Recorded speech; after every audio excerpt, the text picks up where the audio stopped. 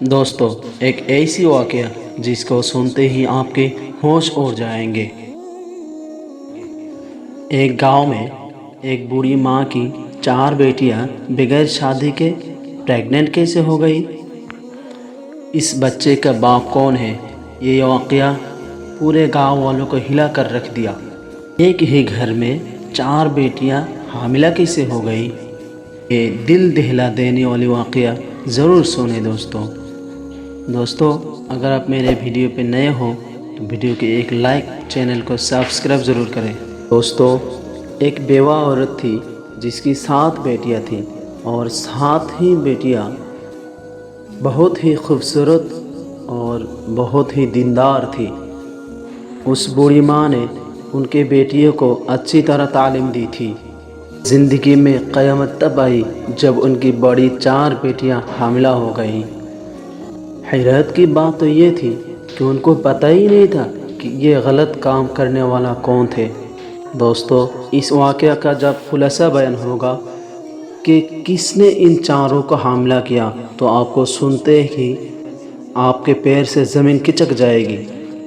کہانی کچھ یوں ہے کہ ایک بادشاہ کا دربار لگا ہوا تھا اور بادشاہ اپنے دربار میں بیٹھے ہوئے سبھی فریادوں کا فریاد سن رہا تھا۔ انہی لوگوں کے بیچ ایک بوڑھی عورت روتی ہوئی آئی جن کے چہرے پہ اداسی چھائی ہوئی تھی۔ بادشاہ بوڑھی عورت کی طرف دیکھ کر کہنے لگا کہ اماں، کیا پریشانی ہے آپ کو؟ اس بوڑھی عورت نے دربار کے چاروں طرف موڑ کر دیکھا، پھر چپ ہو گیا۔ اس کے بعد وزیر نے زبردستی پوچھا کہ بتاؤ کیا پریشانی ہے؟ اگر تم نہیں بتاؤ گے تو ہم کو پتہ کیسے چلے گا؟ بوڑھی ماں بادشاہ کی طرف دیکھتے ہوئے کہنے لگا کہ بادشاہ سلامت، میں ان لوگوں کے سامنے سب کے سامنے میرا حال آپ کو بیان نہیں کر سکتا، کیونکہ میں بیوہ عورت ہوں اور میرا کوئی بیٹا نہیں ہے اور میں اپنے 7 بیٹیوں کے ساتھ اکیلے رہتا ہوں، کیونکہ مجھے اس بات کی ڈر ہے کہ میری پریشانی اگر سب کے سامنے بتا دیا تو میرے بیٹیوں کا کیا حال ہوگا، اسی لیے میں آپ کو اکیلے ہی بتانا چاہتا ہوں۔ بادشاہ سلامت بھی بہت پریشانی میں پڑ گیا کہ اس بوڑھی ماں کا کیا کرے، سب کے سامنے بتانا بھی نہیں چاہتا، اور پھر بوڑھی ماں کو بولا کہ بوڑھی ماں، اب بتائیے، یہ سب میرے بھروسے کے آدمی ہیں، آپ کو کچھ نقصان نہیں پہنچائے گا، آپ بالکل بے فکر ہو کر آپ بتائیے۔ یہ بات سن کر بوڑھی ماں کہنے لگے کہ بادشاہ سلامت، نہیں، میں ان سب کے سامنے نہیں بتا سکتا، میں آپ کو اکیلے میں ہی بتانا چاہتا ہوں۔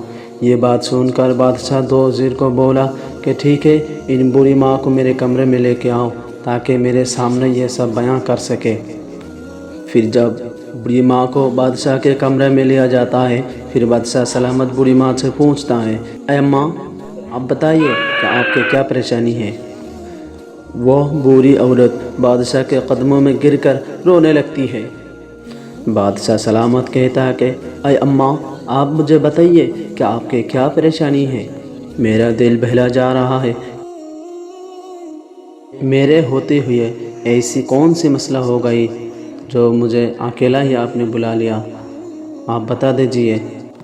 وہ بوڑھی عورت رو کر کہنے لگے کہ بادشاہ سلامت، میں ایک بیوہ عورت ہوں، میرے شوہر وفات پائے بہت دن ہو گئے اور میرا کوئی بیٹا بھی نہیں ہے، میری 7 بیٹیاں ہیں، میں امیروں کے گھر میں جا کر برتن دھوتا ہوں، اس میں سے جو کچھ مجھے ملتا ہے اسی سے میں اپنی بیٹیوں کو پرورش کرتا ہوں، امیروں کے گھر میں جو کھانا بچتا ہے اسی کھانا لے کے اپنے بیٹیوں کو کھلاتا ہوں اور اللہ کا شکر ادا کرتا ہوں اور اللہ کی عبادت کرتا ہوں، میں کسی سے شکوہ بھی نہیں کیا کہ میں اتنا غریب ہوں۔ بادشاہ سلامت، میری 7 بیٹیاں بہت ہی دیندار اور پرہیزگار ہے، پردہ دار ہے، نماز کلام بھی پڑھتی ہے، بہت ہی اچھی تعلیم دی ہے میں نے، میری زندگی ایسی ہی چل رہی تھی۔ ایک مرتبہ میری بڑی بیٹی کی طبیعت بہت خراب ہو جاتی ہے اور میں ڈاکٹر کے پاس لے جاتی ہوں۔ ڈاکٹر کہتا ہے کہ تمہاری بیٹی تو پریگننٹ ہے، تمہاری بیٹی تو پیٹ سے ہے۔ یہ بات سن کر میرے پیر سے زمین کھسک جاتی ہے کہ یا اللہ، میری بیٹی کی تو ابھی تک شادی ہی نہیں ہوئی، تو یہ حاملہ کیسے ہو گئی، پریگننٹ کیسے ہو گئی، پیٹ سے کیسے ہو گئی؟ اس کے بعد میں اپنے بیٹی کو گھر میں لے جاتا ہوں اور پھر بیٹی کو بہت پیٹتا ہوں اور پوچھتا ہوں۔ میری بیٹی مجھے رو رو کر کہنے لگے کہ اے اماں مجھ پر وشواس کر، میں ایسی حرکت کبھی بھی نہیں کیا، میں کسی سے بات بھی نہیں کرتا، میں کسی سے ملتا جلتا بھی نہیں ہوں، یہ بچہ کس کا ہے مجھے خود پتہ نہیں، مجھ پر یقین رکھ اے اماں، میں ایسا کام کبھی کر ہی نہیں سکتا۔ وہ بری عورت اپنی بیٹی پر یقین کر لیتے ہیں کہ میں ایسی بیٹی پیدا ہی نہیں کی جس نے ایسی حرکت کرے گا۔ بادشاہ سلامت کو روتے ہوئے کہنے لگے کہ میرے بیٹی پر تو مجھے پورا یقین تھا۔ 9 مہینہ بعد اس نے ایک بیٹا جنا جس کو ہم نے مجبوراً اس کو پالنا پڑا۔ پھر کچھ دنوں بعد میری دوسری بیٹی کی طبیعت بہت خراب ہو گئی اور ڈاکٹر کے پاس لے کے گیا تو ڈاکٹر کہنے لگے یہ بھی پریگننٹ ہے۔ ڈاکٹر کی یہ بات سن کر میرے دل میں زور سے دھکا لگا۔ پھر کچھ دنوں بعد میری دوسری بیٹی بھی ایک بیٹا جنا، پھر اس کو پالا۔ اسی طرح میری تیسری بیٹی بھی پریگننٹ سے ہو گئی، پھر اس کو بھی بچہ ہوا۔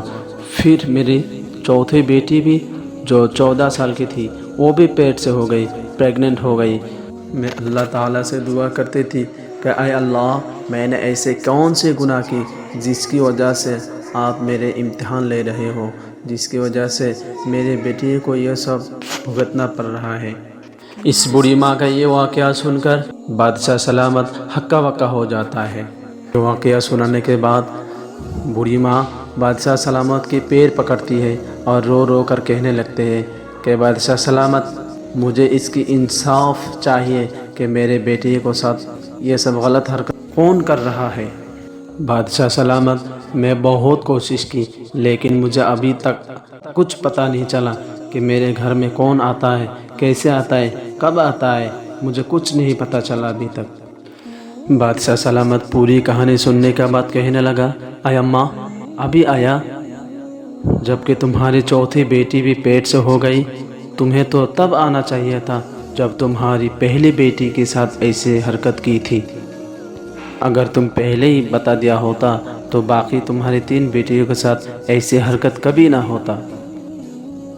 مگر جب تم جیسے غریب لوگ ہوتے ہیں وہ لوگوں کی بدنامیوں سے ڈر کر زہر پی لیتی ہے اور پھر وہی زہر تمہارے اندر کاٹتا رہتا ہے۔ تمہاری کوئی مسئلہ جب برداشت کی پار ہو جاتی ہے تب آ کے مسئلہ بتاتی ہو۔ تم بھی انہی لوگوں میں سے ہو جو ابھی آ کے بتا رہے ہو۔ بوڑھی ماں اپنی غلطی پر تسلیم کرتی ہے کہ ہاں بادشاہ سلامت مجھے پہلے ہی آنا چاہیے تھا، لیکن ابھی میں آ چکا ہوں، جو ہو گیا سو ہو گیا، لیکن اب میرے بیٹے کے ساتھ ایسی حرکت نہیں ہونا چاہیے، اس کی انصاف چاہیے۔ اس نے میرے 4 بیٹیوں کو پریگننٹ کیا، کسی بھی طرح ان کو نکلنا ہی ہے۔ یہ بات سن کر بادشاہ سلامت کہتا ہے کہ اے اماں اب تم گھر جاؤ، اب تم بے فکر رہو، کیونکہ اب سے مسئلہ تمہاری نہیں ہے، اب سے مسئلہ میری ہے، میں اس کا حل نکالتا ہوں۔ اور مجھ سے برداشت نہیں ہوتا کہ میرے سلطنت میں کوئی عورت اتنی دکھی ہو، کوئی درندہ غریب عورت پر ظلم کر رہا ہے۔ بادشاہ سلامت پھر سے کہتا ہے کہ اے اماں اب تم بے فکر ہو کر گھر جاؤ، اور اب سے تمہاری پریشانی میری پریشانی ہے۔ وہ بوڑھی عورت وہاں سے اپنی چادر لپٹے ہوئے اپنے گھر چلی گئی۔ وہ بادشاہ سلامت وہاں سے نکل کر وہیں پر بیٹھ گیا، بیٹھ کر باقی لوگوں کا مسئلہ سن رہے تھے، لیکن بادشاہ تو اسی فکر میں تھا جو بوڑھی ماں نے ابھی بادشاہ کو بتا کر گئی۔ بادشاہ سلامت سب کا ایک ایک مسئلہ سننے کے بعد جب وہاں سے فراغت ہوتا ہے تو اپنے کمرے میں وزیر کو بلاتا ہے۔ وزیر آ کر کہنے لگے کہ حضور آپ کے چہرے پر اتنی اداسی کیوں ہے؟ ایسی کون سی بات بتا کر گئی ہے جس کی وجہ سے آپ اتنی اداس ہوئی ہیں؟ بادشاہ کہنے لگا کہ اے وزیر کیا تم جانتے ہو کہ میرے سلطنت میں ایسے ایسے کام ہو رہا ہے، کبھی یہ نہیں سوچتے کہ ان کے جب ہم کو پتہ چل جائے گا تو ہم ان کو تو سخت سے سخت سزا دیں گے۔ وزیر کہنے لگا کہ بادشاہ سلامت اب بتا دیجئے کہ کیا مسئلہ ہے۔ بادشاہ سلامت وزیر کو پورا واقعہ بیان کرتے ہیں اور کہتا ہے کہ کوئی درندہ ہے جو ان عورت کے پیچھے دیمک کی طرح لگا ہوا ہے۔ بادشاہ کہتا ہے کہ اے وزیر، ہم کو کسی بھی طرح اس کا پتہ لگانا ہی ہے، کیونکہ بوڑھی ماں کی 3 بیٹیاں کی آلریڈی بچے ہو چکے ہیں، چوتھی بیٹی پیٹ سے ہے، باقی 3 بیٹیاں پر بھی خوبی ہے، اس لیے ہم کو اس درندے کو ڈھونڈ کر نکلنا ہی ہے کسی بھی حال میں۔ بادشاہ سلامت اور وزیر اعظم دونوں بیٹھ کر اس بات میں سوچنے لگے ہیں کہ اس کا حال کیسے نکالا جائے، اس درندے کو کیسے پکڑا جائے، اسی فکر میں دونوں بیٹھے ہوئے تھے۔ تھوڑی دیر بعد وزیر کہتا ہے اے بادشاہ سلامت، میرے من میں ایک ترکیب آئی ہے۔ بادشاہ کہتا ہے کہ وزیر جلدی بتاؤ ایسی کون سی ترکیب ہے۔ وزیر کہتا ہے کہ بادشاہ سلامت، دیواروں کی بھی کان ہوتے ہیں، اس لیے میں یہ بات آپ کے کان میں بتانا چاہتا ہوں۔ اس کے بعد بادشاہ سلامت کے کان میں کچھ بول دیا۔ وزیر کی اس ترکیب کو سن کر بادشاہ سلامت بہت خوشی ہوئے۔ اس کے بعد یہ وزیر ایک بکری لے کر اس بوڑھی عورت کے گھر پہ چلا جاتا ہے۔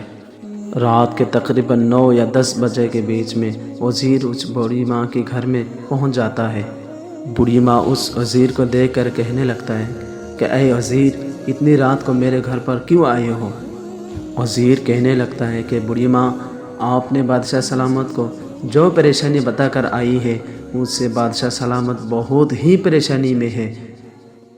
بوڑھی ماں کہتا ہے کہ اے وزیر، آپ کے ہاتھ میں جو بکری ہے، اس بکری کا کیا کرو گے؟ وزیر کہتا ہے کہ اے اماں، آپ مجھے اندر آنے کی اجازت دیجیے، پھر میں آپ کو بتاتا ہوں۔ وزیر اندر آ کر کہنے لگا کہ آج ہم اس بکری کو چارہ بنا کر اس درندے کو کھلائیں گے، بس تم لوگ کچھ نہیں کہنا، بس چپکے سے دیکھتے رہنا کہ وہ درندہ کیسے پکڑا جائے گا، اس لیے آپ آرام سے سو جائیے گا۔ اگر ہمارا یہ پلان سکسیس ہو گیا تو پتہ چل جائے گا کہ وہ درندہ کون ہے۔ اس کے بعد وزیر اس بکری کو لے کر اس بوڑھی ماں کی چھت پر چلا جاتا ہے اور بکری کو چھت پر باندھ دیتا ہے اور بوڑھی ماں کے گھر سے چپکے سے نکل جاتا ہے۔ وزیر جاتے ہوئے کہتا ہے کہ اے اماں، آپ اپنے بیٹے کے ساتھ آرام سے سو جائیے گا۔ اور وزیر 2 سپاہیوں کو ان کے گھر کے سیکورٹی کی طرح لگا دیتے ہیں کہ ان کے گھر کا پہرا لگاؤ، تم لوگ چپکے سے رہنا کہ کسی کو پتہ یہ نہ چلے کہ ہم نے جال بچھایا ہوا ہے۔ اس کے بعد وزیر بادشاہ کے دربار میں حاضر ہوتے ہیں اور بادشاہ کو کہتے ہیں کہ آپ نے جیسے بتایا اسی طرح ویسے ہی میں سب کچھ فٹنگ کر کے آ گیا۔ پھر وزیر کہنے لگتا ہے کہ اے بادشاہ سلامت، آپ آرام سے سو جائیے۔ پھر بادشاہ سلامت کہتا ہے جب تک اس ظالم کو سزا نہ دو تب تک میری نیند نہیں آئے گی۔ بہرحال جب آدھی رات کا وقت آتا ہے، اس بوڑھی ماں کے گھر کے آس پاس ایک سایہ سا نظر آتا ہے۔ وہ شخص جو بوڑھی ماں کی بیٹی کو حاملہ کیا، بوڑھی ماں کی بیٹی کو پریگننٹ کیا، وہ بوڑھی ماں کے گھر کے چھت پر آ کے بیٹھ جاتا ہے۔ اس وقت آیا جب پورا سناٹا لگا ہوا تھا، مطلب کسی طرح کی کوئی آواز نہیں تھی، اور اس شیطان کو دیکھ کر بکریاں چیخنے لگا، بکریاں بولنے لگا، اور رات میں بکری چیخنے کی آواز بہت دور دور تک جاتی تھی، اور جو سپاہی بوڑھی ماں کے گھر کے چاروں طرف پہرا دے رہے تھے ان کے کان میں بھی بکری کی آواز پہنچا، اور وہ لوگ سوچنے لگا کہ بے شک گھر میں بوڑھی ماں کے گھر میں کوئی داخل ہو رہا ہوگا۔ اس کے بعد بوڑھی ماں اور ان کے بیٹی کو بھی پتہ چل گیا کہ بکری بول رہا ہے، مطلب گھر کے اندر کوئی داخل ہو رہا ہے، اس لیے تو بکری بول رہا ہے۔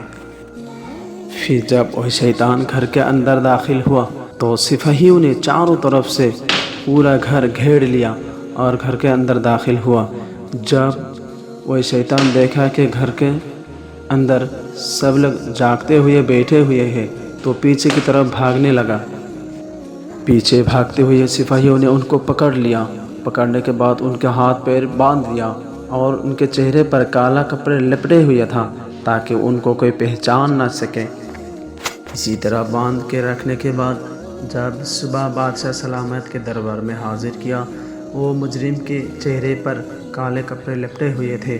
बादशाह सलामत कहने लगा कि इनके नकाब हटाओ और मैं भी तो देखूं इतनी हिम्मत वाली कौन है जो मेरे सल्तनत में बूढ़ी औरत के साथ जुल्म कर रहा है। उनकी 4 बेटियों को प्रेग्नेंट किया, 4 बेटियों का हमला कर दिया। मैं भी थोड़ा देखता हूँ कौन है। उसके बाद उसका चेहरे से काला कपड़े हटाया जाता है।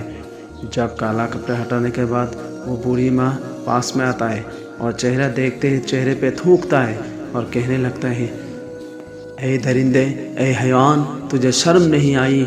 ये तो तेरी भतीजी है, तूने ऐसे हरकत क्यों की है? ये करना चाहिए था जबकि इनके बाप नहीं है, इनके रिश्ता की खबर लेनी थी।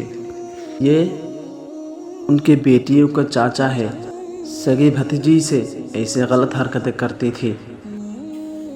फिर वो मुजरिम बादशाह को कहने लगा कि ऐ बादशाह सलामत, ये मामला हमारा घर का है, इसलिए आपसे कहता हूँ आप इसमें दखलंदाजी ना करें। फिर बादशाह सलामत तलवार उठाकर उसके सर के ऊपर रख दिया और कहने लगा कि तू सच सच बता दे, तूने ऐसी हरकतें क्यों की?